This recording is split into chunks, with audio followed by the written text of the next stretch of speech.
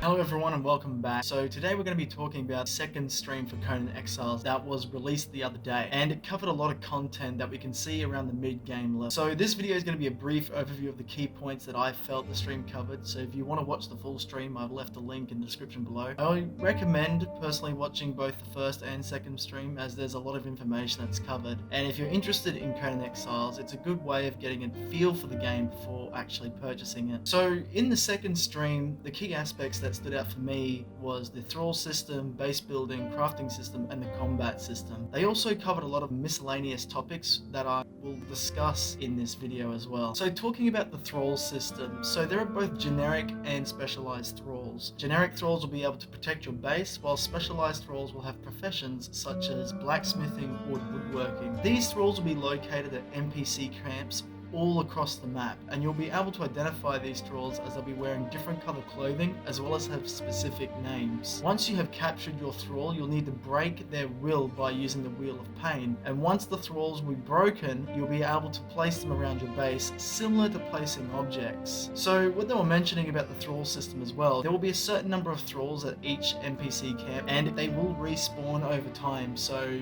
there will only be a certain number of thralls at each NPC camp, and then once they're gone, you'll have to wait for them to respawn. Talking about the base building, now the base building was covered in depth throughout the entire stream. Building ownership is linked to an individual land, and on top of that, they've mentioned that there are 3 tiers of building strength, meaning you'll be able to upgrade your bases over time, and each upgrade will cost resource. There was no mention regarding if there was pros or cons to each of the tier of building strength. I know Rust, for example, has some different pros and cons depending on what tiers or different materials you build your buildings out of. There's also going to be a decay system in the game, which means that foundations and buildings will decay over time, just any structure generally that a player has built. However, they've mentioned that it will be using a smart decay system, whereby if there are a lot of buildings grouped together, decay will be slower over time, whereas if there's just one foundation by itself in the middle of nowhere, it will decay a lot more rapidly. Repairing walls and repairing structures in general has its own system. What you'll need to do in order to repair walls is you need to get a repair hammer, and then from there you're able to see which specific materials you need to repair these walls or structures.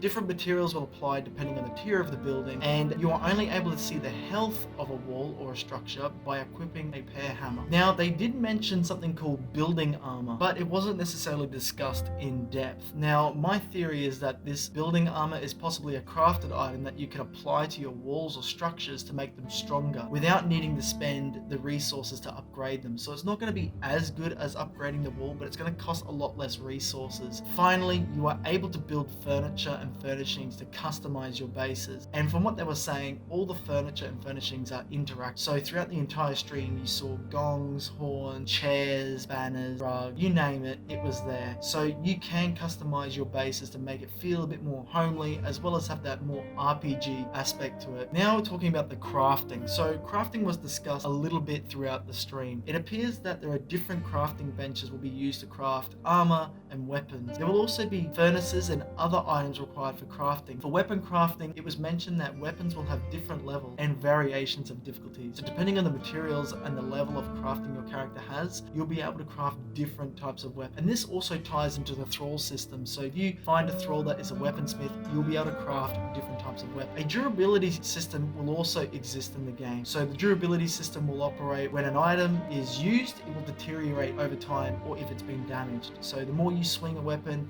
at an enemy, it will deteriorate. They've also mentioned an encumbrance system. So as you pick up items, you will gain encumbrance, which means you will gain weight. And so basically what this does is encumbrance will affect your sprint speed and general movement speed, as well as your agility. So you might not be able to turn as sharply or as fast. In the previous stream, they did mention that if you have a weapon equipped, that you will be moving slower than someone that does not have a weapon equipped. And this was primarily to balance PvP. One thing they did mention was that you will be able to dye your armor and clothing. However, the feature won't be in the early access launch, but it will be post early access. Combat was one of the things that was shown off in the stream, and it was shown off pretty heavily. And the combat in this game is going to be super satisfying. In the combat system, you're able to use fast, swift attacks or slow, heavy attacks, which will stagger NPCs or players. With the combat system, you're able to chain attacks as well as combo all the attacks together. So you could swing a couple of fast attacks and then use a heavy attack to finish off someone.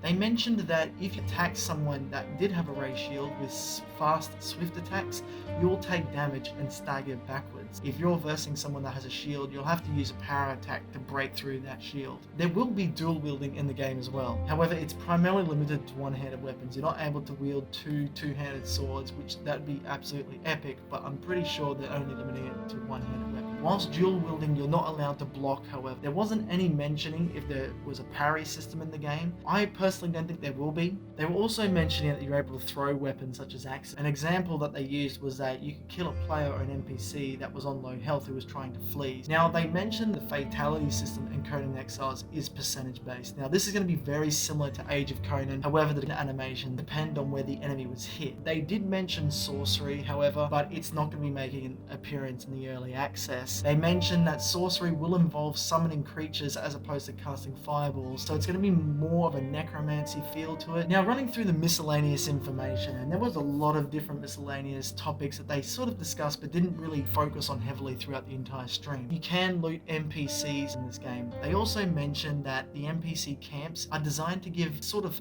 Far Cry feel to it, where you'll need to think about how you're going to approach each camp. They did mention that there will be mounts in the game, however they mentioned that it will be introduced post early access, and it's possibly going to be the first big update. Now, in the server options, they mentioned that you'll be able to set whether or not your body is going to be in the game when you log off, or if it's going to disappear.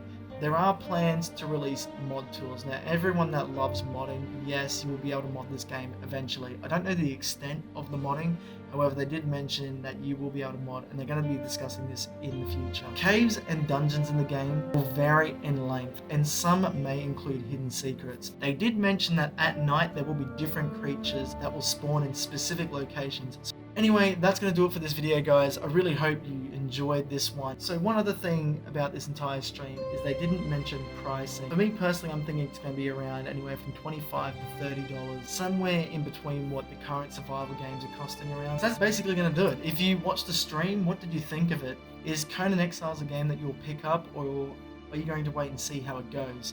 If you just watched this video, what are your current impressions of Conan Exiles?